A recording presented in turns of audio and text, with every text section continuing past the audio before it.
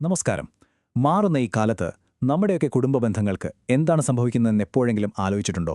ഈ തിരക്കിട്ട ജീവിതത്തിനിടയിൽ നമുക്ക് എന്തൊക്കെയോ നഷ്ടപ്പെടുന്നുണ്ട്, അല്ലേ? സന്തോഷവും സുരക്ഷിതത്വവും നിറഞ്ഞൊരു ജീവിതത്തിന് കൂട്ടുകുടുംബങ്ങൾ എത്രത്തോളം പ്രധാനമാണെന്ന് പണ്ഡിറ്റ് ശ്രീറാം ശർമ്മ ആചാര്യയുടെ കാഴ്ചപ്പാടിലൂടെ നമുക്കിന്ന് മനസ്സിലാക്കാൻ ശ്രമിക്കാം. ഏതൊരു കുടുംബത്തിന്റെയും അടിത്തറ എന്തായിരിക്കണം? ആചാര്യജി പറയുന്നത് സിമ്പിളായിട്ട് രണ്ട് കാര്യങ്ങളാണ്: സദ്ഭാവനയും സഹകരണവും. അതായത് പരസ്പരം നല്ലത് ചിന്തിക്കുക, പിന്നെ ഒരുമിച്ച് മുന്നോട്ടു പോകാനുള്ളൊരു മനസ്സ്. സത്യം പറഞ്ഞാൽ പണത്തിനോ സൗകര്യങ്ങൾക്കൊന്നും ഒരു കുടുംബത്തെ ഒരുമിച്ച് നിർത്താൻ പറ്റില്ല. ഈ ഒരൊറ്റ ചിന്തയാണ് ഒരു കുടുംബത്തിന് യഥാർത്ഥ കരുത്തു കൊടുക്കുന്നത്. അപ്പോൾ ഈ പറഞ്ഞ സദ്ഭാവനയും സഹകരണവും എല്ലാം കൂടി ഒന്നിക്കുമ്പോൾ കുടുംബമെന്ന വാക്കിന്റെ അർത്ഥം തന്നെ അങ്ങ് മാറും. അത് പിന്നെ വെറും 4 ചുമരുകളുള്ളൊരു വീടല്ല, സ്നേഹത്തിലും പരസ്പര വിശ്വാസത്തിലുമൊക്കെ കെട്ടിപ്പൊക്കിയ ഒരു വലിയ പ്രസ്ഥാനം പോലെയാണത്. ശരിക്കും പറഞ്ഞാൽ ഇതൊരു ജീവനുള്ളൊരു സിസ്റ്റം പോലെയാണ്. ഓരോ അംഗവും പരസ്പരം സ്നേഹവും കരുതലും കൊടുക്കുമ്പോൾ ആ കുടുംബം വളരും, തഴയ്ക്കും. പ്രത്യേകിച്ച് ഇന്നത്തെ കാലത്ത് മുതിർന്നവരുടെ അനുഭവപരിചയവും സഹോദരങ്ങളുടെ നിസ്വാർത്ഥമായ സ്നേഹവും നമുക്ക് തരുന്നൊരു ധൈര്യമുണ്ട്, ഒരു വഴികാട്ടലുണ്ട്. അത് ശരിക്കും പറഞ്ഞാൽ വളരെ വലുതാണ്. ഇനി ഈ സ്നേഹവും സഹകരണവും നമ്മുടെ മനസ്സിന് മാത്രമല്ലാട്ടോ ഗുണം ചെയ്യുന്നത്, നമ്മുടെ പോക്കറ്റിനും കൂടിയാണ്. അതെ, ഒരു സംയുക്ത കുടുംബം നൽകുന്ന സാമ്പത്തിക സുരക്ഷിതത്വം ഇന്നത്തെ കാലത്ത് ഒരു ചെറിയ കാര്യമല്ല, അതൊരു വലിയ അനുഗ്രഹം തന്നെയാണ്. ഒന്ന് ആലോചിച്ച് നോക്കിക്കേ.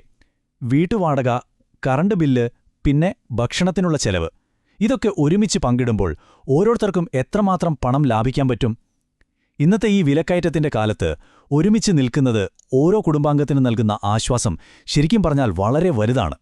പക്ഷേ പണം കൊടുത്താൽ വാങ്ങാൻ പറ്റാത്ത ചില കാര്യങ്ങളുണ്ടല്ലേ? ഒരു കൂട്ടുകുടുംബം നൽകുന്ന ആ വൈകാരികമായ സുരക്ഷിതത്വം, അതൊരു വലിയ തണൽമരം പോലെയാണ്.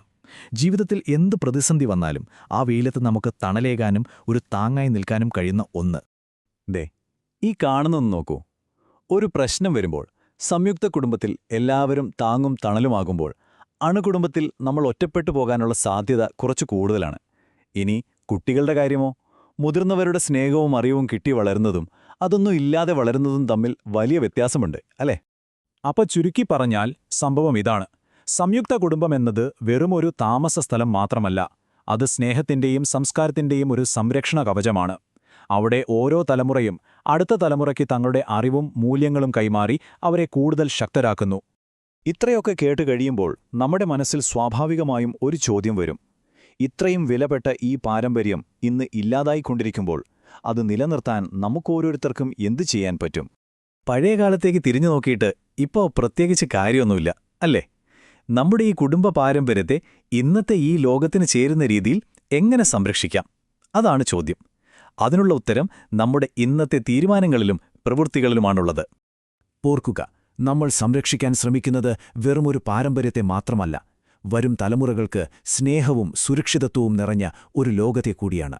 നമുക്കൊരുമിച്ച് ഈ അമൂല്യമായ പൈതൃകത്തെ നമ്മുടെ വീടുകളിൽ വീണ്ടും വളർത്തിയെടുക്കാം.